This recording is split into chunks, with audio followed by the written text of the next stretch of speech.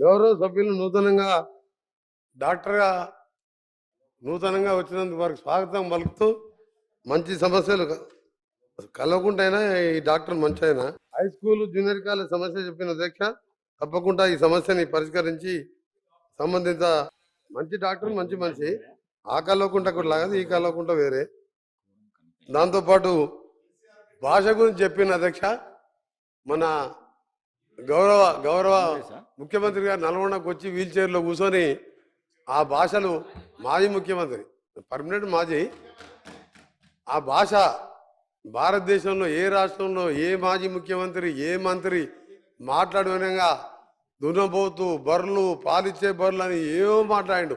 కొంతసేపు నేను టీవీ బంద్ చేసిన, ఎందుకంటే నా నల్గొండ టౌన్లో నా కాన్స్టిట్యూన్సీలో ఒక మాజీ ముఖ్యమంత్రి అలాంటి భాష మాట్లాడతాడని తెలంగాణ సమాజం ఎవరు అనుకోరు, హర్షించరు. అందుకనే కల్వకుంట్ల డాక్టర్ గారికి ఏం చెప్తున్నా అంటే ముందుగా ఆయనకు మెయిల్ ద్వారాను ట్విట్టర్ ద్వారా ఆయనకు పంపి ఇక్కడ అందరు సభ్యులు బాగానే మాట్లాడుతున్నారు, కొద్దిగా అన్ని నోట్ చేసుకున్నా మంచి సలహా ఇచ్చిండబ్బా. మంచి డాక్టర్ అయినా సరే కొత్తగా వచ్చినా సరే మంచి సలహా ఇచ్చిండు. పోయిపోయి నా కాన్ఫరెన్స్లో దున్నపోతు పాలిస్తుందా ఏమో మాట్లాడిండు. నాకు ప్రాబ్లం అనిపించింది. నా ఏరియాలో నా టౌన్లో మా నల్గొండ అంటే మర్యాదకు మారిపోయారు, తెలంగాణ అంటేనే మర్యాదకు మారిపోయారు.